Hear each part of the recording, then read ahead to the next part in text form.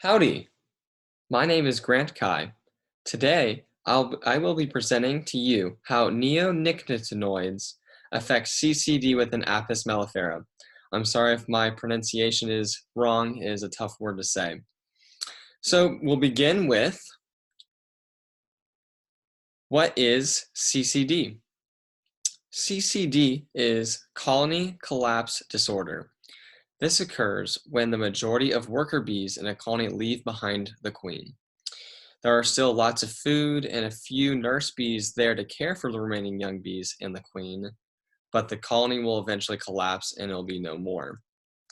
Now, there are other causes and other factors, and the one I'll be presenting to you today, though, is the neonicotinoids. The others will include pests to the Apis mellifera and changes to the surrounding habitat. Changes to the surrounding habitat can be influenced by humans, weather patterns, or other factors. Other more specific causes that the EPA has shared are new or emerging diseases such as the Israeli acute paralysis virus and the gut parasite nosoma, or something that's been around for a lot longer is the stress bees experience due to management practices such as transportation to multiple locations across the country for providing pollination services, because it is popular to transport bees around the United States to help plants. As you can see, the effects of CCD are prevalent now more than ever.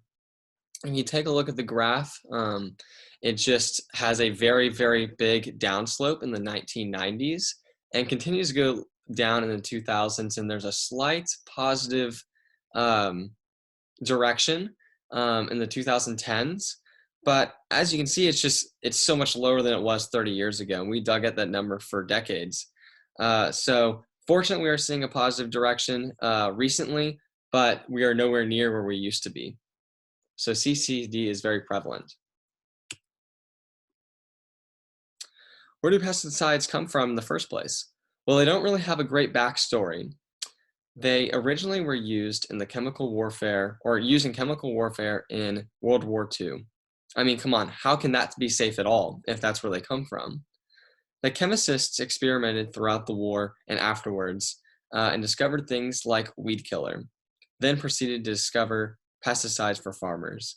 Farmers loved the discovery and invested lots of money to develop more efficient pesticides to keep the pests from destroying their crops.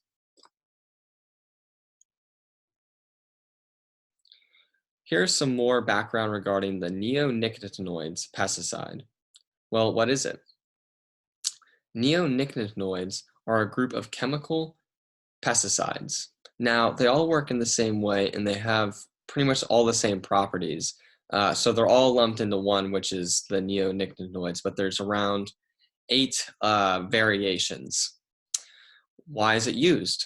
It is used to kill insects and pests that will destroy the crops. Why is it so popular?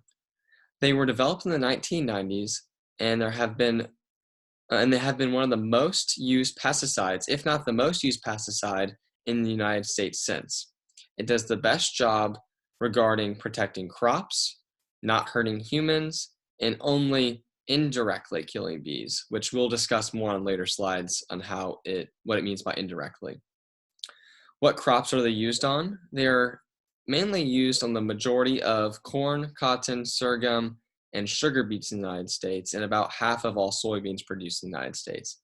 As you can see in the graph, they really started picking up in the 2000s and have continued to increase because of their popularity.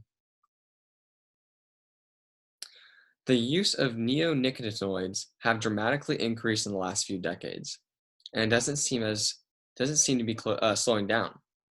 The toxicity in the United States has increased with the usage of this pesticide. As you can see, the toxicity is exponential. In 15 years difference, it has increased tenfold. Not only do the pesticides increase, they increasingly affect the bee population with the more and more pesticides we use. I want to state this as an opinion, but also as an observation. The more the nicotinoids are used, the lower the bee population count there was.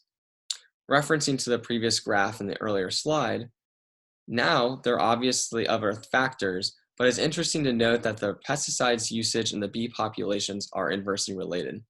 As you can see, the um, in this slide, it is continually increasing. In the graph earlier showed the bee population was going down around in the same time, but that's more of an observation and an opinion that I noticed in both graphs.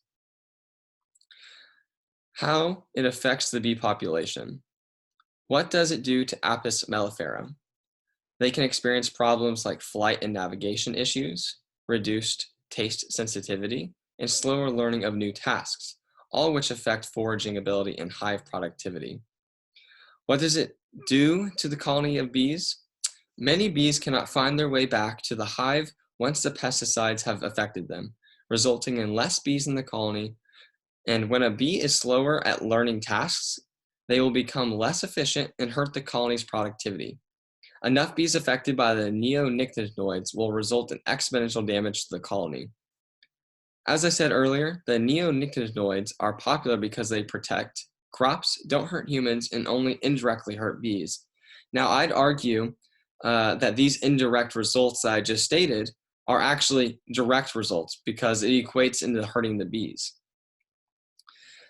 Like I said, such as the loss of navigation and learning new tasks, that can kill them.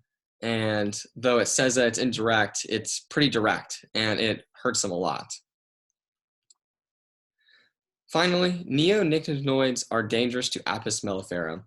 There is no question of that. Though the pesticides do not actually kill the bees, it indirectly does and causes CCD. Thank you for listening to my presentation. Have a great day.